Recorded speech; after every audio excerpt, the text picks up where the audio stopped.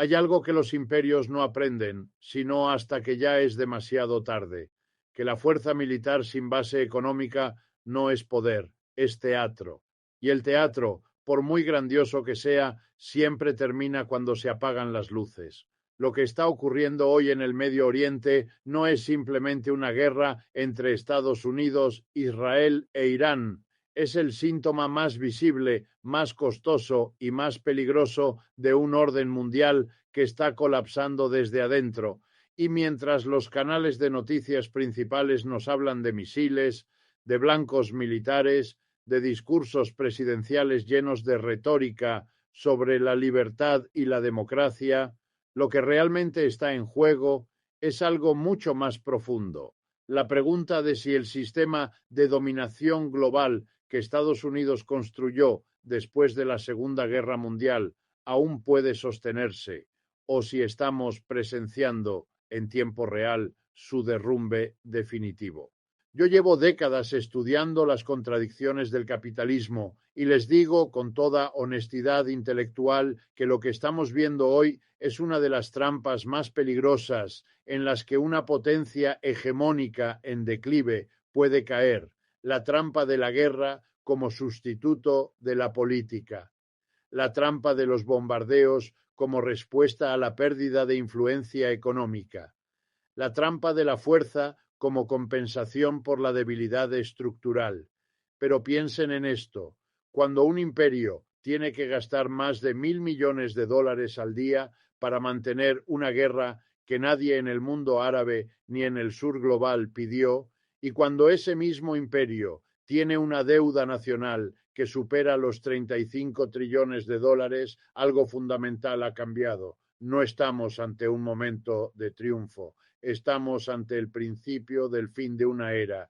Y lo que no nos están diciendo es que el pueblo estadounidense, la clase trabajadora, las familias que llenan los tanques de sus autos y que pagan sus cuentas médicas y que mandan a sus hijos a escuelas públicas subfinanciadas, son los que van a cargar con el precio de esta aventura militar, no los accionistas de Lockheed Martin, no los analistas de los think tanks de Washington que nunca han pisado un campo de batalla, no los políticos que votan presupuestos de defensa desde sus cómodos sillones en el Congreso. El pueblo, siempre el pueblo.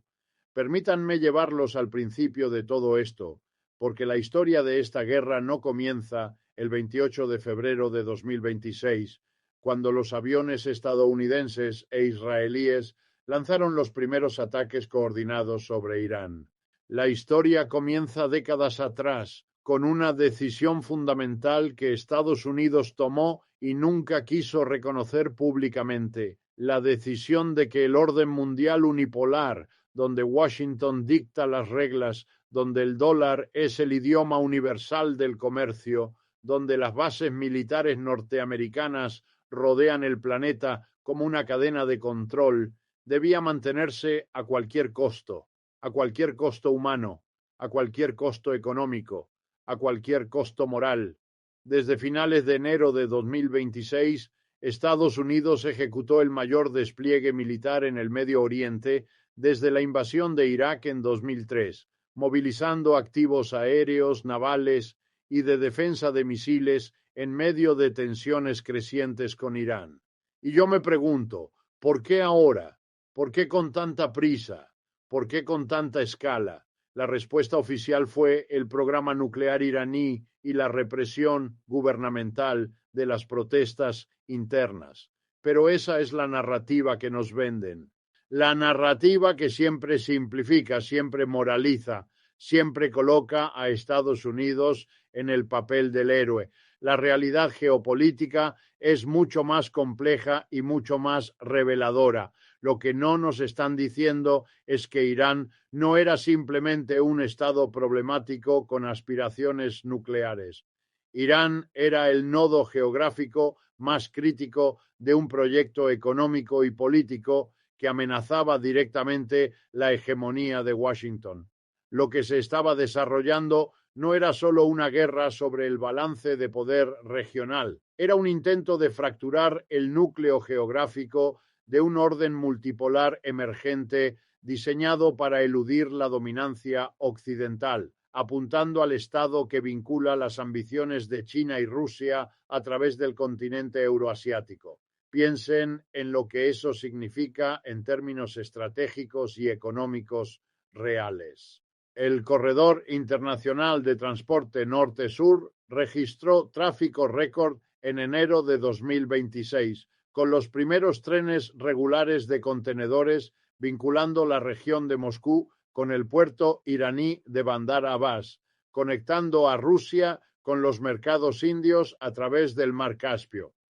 Con las sanciones occidentales aislando las rutas del norte de Rusia, la pérdida de la estabilidad iraní colapsaría las inversiones en infraestructura y conectividad que Beijing y Moscú habían construido durante años. Israel y Estados Unidos apuntaron específicamente al puerto de Bandar Abbas. No fue un accidente, fue una decisión deliberada diseñada para cortar las arterias del sistema alternativo que amenazaba el dominio occidental del comercio global.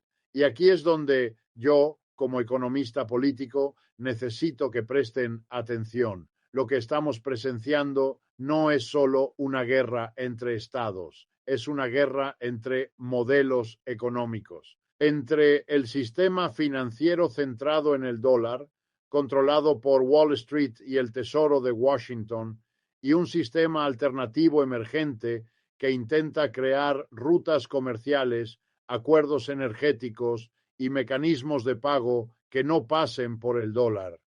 Una lista creciente de países, incluyendo China, India, Rusia y Malasia, están expandiendo el comercio bilateral en sus propias monedas. Los bancos centrales están reduciendo su exposición a los bonos del Tesoro de Estados Unidos de manera silenciosa pero decisiva. Pero piensen en esto. Cuando un país que representa más del 20% del comercio mundial de petróleo se convierte en zona de guerra, cuando el estrecho de Hormuz se cierra o se convierte en campo de batalla, las consecuencias no se quedan en el Golfo Pérsico. Llegan a los surtidores de gasolina de Kansas City, a las fábricas de Ohio, a los supermercados de Los Ángeles, a las cuentas bancarias de millones de familias trabajadoras. La guerra de Irán, incluyendo el cierre del estrecho de Hormuz, ha llevado a lo que la Agencia Internacional de Energía caracterizó como la mayor perturbación de suministro en la historia del mercado global de petróleo, evocando la crisis energética de los años 70 a través de escaseces agudas, volatilidad monetaria, inflación y mayores riesgos de estanflación y recesión. Noten esa palabra, estanflación. Esa combinación diabólica de estancamiento económico e inflación simultáneos que destruyó el poder adquisitivo de la clase trabajadora en los 70 y que los economistas más serios están nombrando de nuevo con profunda preocupación. Lo que no nos están diciendo es el costo real de esta guerra para el contribuyente norteamericano. Estados Unidos gastó al menos 12.000 millones de dólares en solo las primeras 2 semanas del conflicto.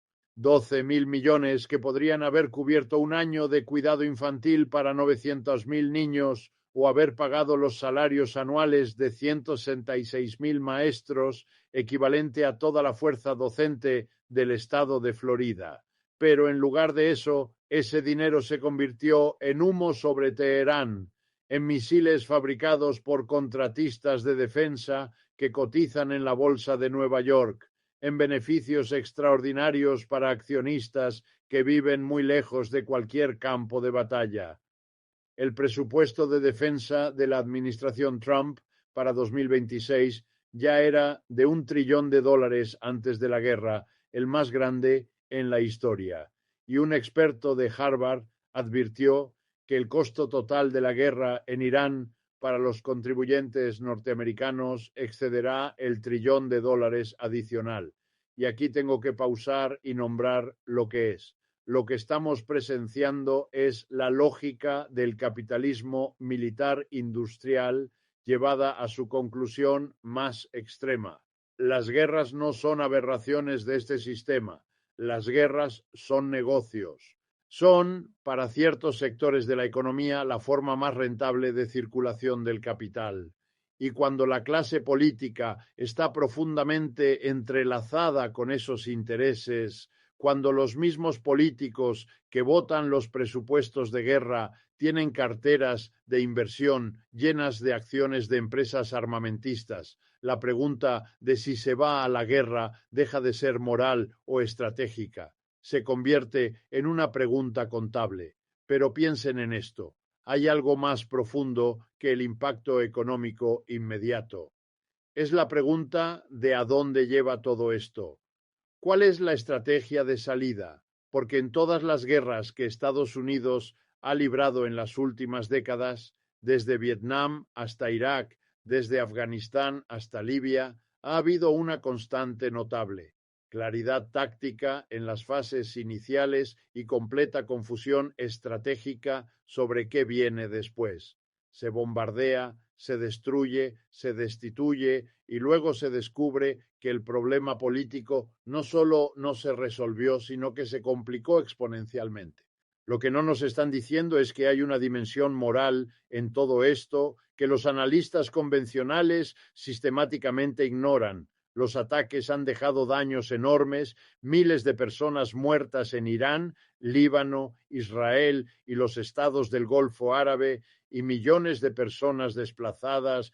Y yo quiero que piensen no en los números abstractos, sino en las personas concretas: los ingenieros, los médicos, los maestros, los estudiantes, las madres, los padres, los niños que estaban construyendo sus vidas en Teherán y que simplemente tenían la desgracia histórica de nacer en la región donde se están peleando las batallas del orden global.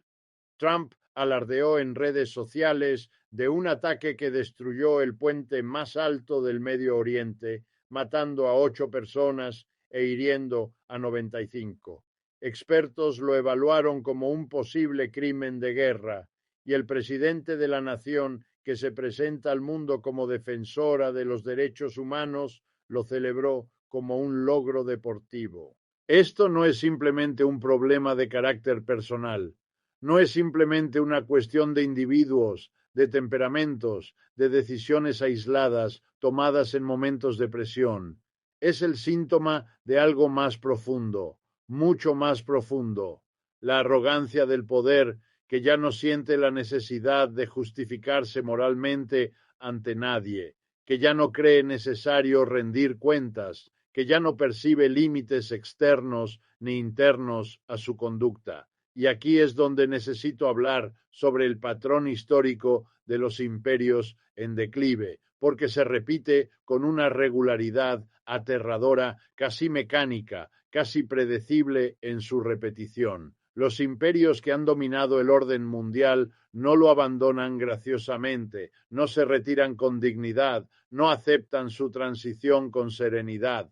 Se vuelven más agresivos, no menos, más reactivos, no más prudentes, más dispuestos a violar las normas que ellos mismos establecieron, más inclinados a ignorar las reglas que antes imponían a otros, más propensos a la violencia como instrumento político, precisamente porque los instrumentos no violentos del poder, el económico, la influencia cultural, la legitimidad moral, están erosionándose, debilitándose, perdiendo eficacia ante los ojos del mundo. Y cada imagen de una ciudad iraní bombardeada que circula en los teléfonos de los jóvenes del mundo árabe, del África subsahariana, del sudeste asiático, de América Latina, cada una de esas imágenes que se repite, que se comparte, que se comenta, es un argumento más poderoso que cualquier discurso diplomático para alejarse de la órbita de Washington.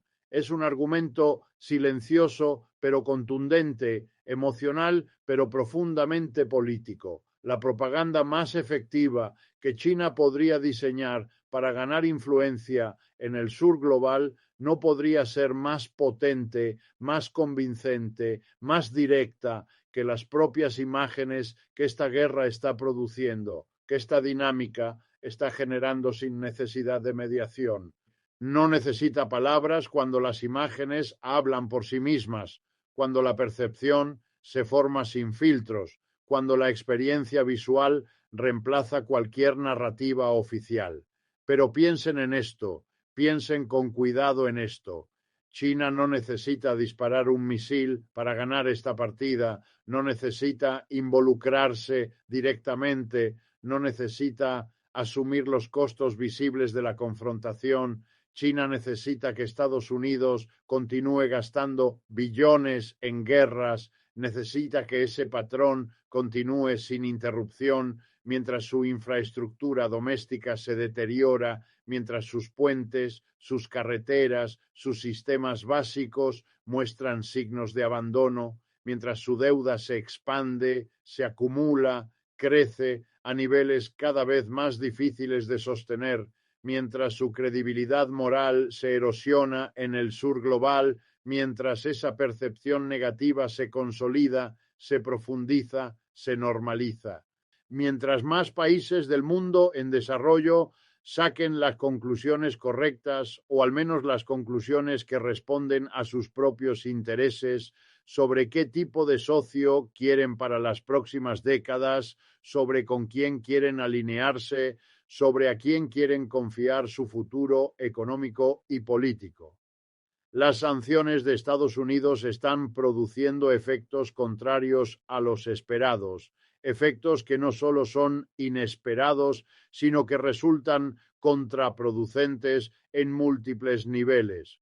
Su régimen de sanciones, diseñado para castigar a Rusia, Irán y China, en cambio, ha creado un aumento en los precios globales del petróleo, ha generado tensiones adicionales en los mercados energéticos, forzando a Washington a levantar temporalmente las sanciones sobre el petróleo ruso para enfriar los mercados, para contener una crisis que sus propias políticas ayudaron a crear. Y en ese mismo movimiento, en esa misma decisión, está entregando simultáneamente a Moscú y Teherán enormes ingresos nuevos, recursos adicionales que fortalecen sus posiciones, mientras daña al resto del mundo, mientras transfiere los costos a economías más vulnerables, mientras amplifica las desigualdades existentes en el sistema global. ¿Pueden ver la ironía? ¿Pueden realmente observarla en toda su dimensión, en toda su claridad, en toda su crudeza? El instrumento diseñado para castigar a los adversarios termina beneficiándolos mientras castiga a los propios ciudadanos norteamericanos, a los mismos ciudadanos que pagan más en la bomba de gasolina, que absorben directamente el impacto de esas decisiones. El instrumento que debía disciplinar al exterior termina desordenando el interior, trasladando costos hacia adentro en lugar de proyectarlos hacia afuera. Esta es la lógica del capitalismo cuando trata de funcionar como instrumento de poder geopolítico, cuando se le exige cumplir una función para la que no está diseñado. Produce exactamente las contradicciones que pretendía resolver, genera exactamente los desequilibrios que buscaba corregir, amplifica precisamente las tensiones que decía querer contener. Lo que no nos están diciendo, lo que deliberadamente se omite, es que el poder hegemónico no se sostiene solo con portaaviones y misiles de precisión, no se sostiene únicamente con la capacidad de proyectar fuerza militar en cualquier punto del planeta, se sostiene con legitimidad, con aceptación, con una forma de consentimiento, explícito o implícito, con la convicción, incluso entre aquellos que se benefician menos de él, de que el orden que mantiene es preferible al caos de su ausencia, de que, con todas sus imperfecciones, sigue siendo una estructura funcional. Y cuando esa legitimidad se erosiona, cuando comienza a desgastarse, cuando más actores empiezan a buscar alternativas, a construir arreglos paralelos, a diseñar mecanismos propios, a apostar por un futuro donde Washington no sea el árbitro inevitable, el punto de referencia constante, el poder militar se convierte en un instrumento cada vez más costoso y cada vez menos efectivo, más oneroso y menos decisivo, más visible pero menos capaz de producir resultados duraderos. Hubo un momento en 2015 cuando el mundo pareció capaz de encontrar una solución diplomática, cuando se abrió una ventana, aunque fuera estrecha, hacia una posibilidad distinta. El JCPOA era imperfecto, como todos los acuerdos diplomáticos lo son, como lo han sido siempre en la historia de las relaciones internacionales. Pero era un marco, una estructura básica sobre la cual construir una referencia común. Era un proceso, un mecanismo en desarrollo, algo que podía ajustarse, corregirse, evolucionar con el tiempo. Era la demostración de que incluso adversarios con profundas desconfianzas, con historias de confrontación, podían encontrar fórmulas de convivencia, podían establecer límites, podían definir reglas mínimas de interacción, y luego llegó 2018 y Washington se retiró unilateralmente de ese acuerdo, decidió abandonarlo sin consenso, sin un reemplazo claro. Desde ese momento, la lógica de la escalada tomó el control, comenzó a imponerse de manera progresiva pero constante. Los esfuerzos por contener a Irán diplomáticamente resultaron frágiles, inestables, precisamente porque el lado más poderoso decidió que los acuerdos son conveniencias descartables, instrumentos temporales que pueden abandonarse cuando cambia el viento político doméstico, cuando las prioridades internas se reconfiguran, cuando el cálculo político inmediato pesa más que la consistencia estratégica a largo plazo. ¿Cuánto costó esa retirada? ¿Cuánto costó realmente si uno se detiene a pensarlo con seriedad, si uno intenta medir no solo en cifras, sino en consecuencias? ¿Cuántas vidas costó, cuántas trayectorias truncadas, cuántas historias que nunca llegaron a desarrollarse? ¿Cuántos billones de dólares costará la guerra que esa decisión hizo inevitable, no como un accidente, sino como una consecuencia lógica de una cadena de decisiones? Nadie en Washington parece dispuesto a hacer esa contabilidad. Nadie parece interesado en abrir ese balance, en examinarlo con honestidad, porque hacerla requeriría admitir algo profundamente incómodo, algo que cuestiona la base misma de la política exterior, que la arrogancia diplomática tiene un precio, que no es gratuita, que no es abstracta, que tratar los compromisos internacionales como instrumentos desechables tiene costos sistémicos, costos acumulativos, costos que no desaparecen, que eventualmente alcanzan a todos, que regresan en formas que ya no pueden ignorarse. Y aquí es donde llegamos a lo que me parece la pregunta más importante, la pregunta que atraviesa todo esto y que rara vez se formula de manera directa. ¿Qué le dice todo esto a la clase trabajadora norteamericana? ¿Qué mensaje concreto transmite? ¿Qué le dice a las familias latinas que construyeron este país, que sostienen sectores enteros de su economía? ¿Qué le dice a los jóvenes que están comenzando sus vidas, que están tratando de encontrar su lugar en una estructura cada vez más incierta? Les dice que hay un sistema con sus propias prioridades, con su propia lógica interna, y que esas prioridades no son las suyas, no coinciden con sus necesidades, no reflejan sus urgencias. Un sistema que puede encontrar sin mayor debate, sin resistencia significativa, 12.000 millones de dólares en 2 semanas para lanzar misiles, para sostener operaciones militares, pero que lleva décadas diciéndoles que no hay dinero suficiente, que los recursos son limitados, que las restricciones presupuestarias son inevitables, cuando se trata de garantizar atención médica universal, de cancelar la deuda estudiantil, de reconstruir las escuelas públicas de sus barrios. Esa es la contradicción más fundamental, la más evidente y al mismo tiempo la más negada. No la geopolítica entre Washington y Teherán, no el enfrentamiento externo como se presenta en los titulares, la contradicción entre lo que este sistema dice que valora, lo que afirma públicamente como principios y lo que sus decisiones presupuestarias demuestran que realmente valora en la práctica en la asignación concreta de recursos. Lo que no nos están diciendo, lo que permanece fuera del discurso dominante, es que la alternativa existe, que no estamos frente a una única opción inevitable. Es la alternativa de un orden internacional genuinamente basado en el derecho internacional, no solo en su invocación selectiva, sino en su aplicación consistente. Un orden comprometido con resolver las disputas a través de la diplomacia en lugar de los bombardeos, a través de la negociación en lugar de la imposición, a través de mecanismos institucionales en lugar de la fuerza. Es la alternativa de una política exterior que reconozca algo básico pero profundamente ignorado, que la seguridad de los norteamericanos no se construye destruyendo la seguridad de los iraníes, no se edifica sobre la inseguridad de otros pueblos, sino construyendo las condiciones de convivencia donde ningún pueblo sienta que su única opción es la confrontación, donde la cooperación no sea una excepción frágil, sino una norma sostenida.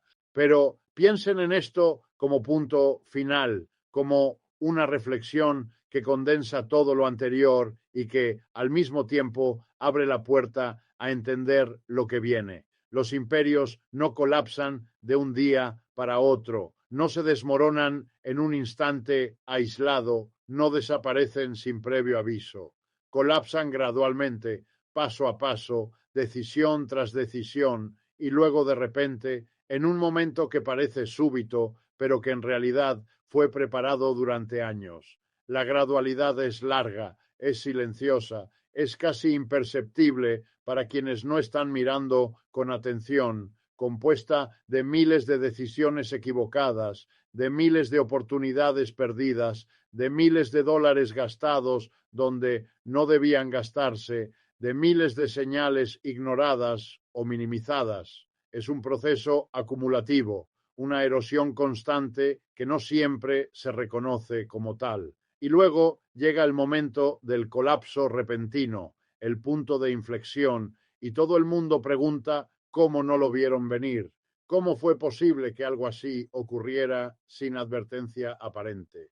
Pero si estaban prestando atención, si realmente estaban observando con detenimiento, si estaban mirando más allá de los titulares, más allá de las narrativas simplificadas, si estaban dispuestos a hacerse las preguntas incómodas que el sistema no quiere que hagan, lo podían ver, lo podían anticipar en sus señales tempranas, en sus indicios acumulados. Lo pueden ver ahora mismo en tiempo real, desarrollándose frente a nosotros sin necesidad de retrospectiva. Estamos en un momento de transición histórica profunda, una transición que no es superficial ni temporal, sino estructural. Es dolorosa porque implica costos reales, porque implica tensiones que afectan a millones. Es peligrosa porque abre espacios de incertidumbre, porque desestabiliza equilibrios que antes parecían firmes. Pero también está llena de posibilidades para quienes entiendan lo que está realmente en juego, para quienes sean capaces de interpretar estas transformaciones no como eventos aislados, sino como parte de un proceso mayor, y se organicen en consecuencia, adapten sus estrategias, redefinan sus prioridades. El mundo que viene no está todavía determinado,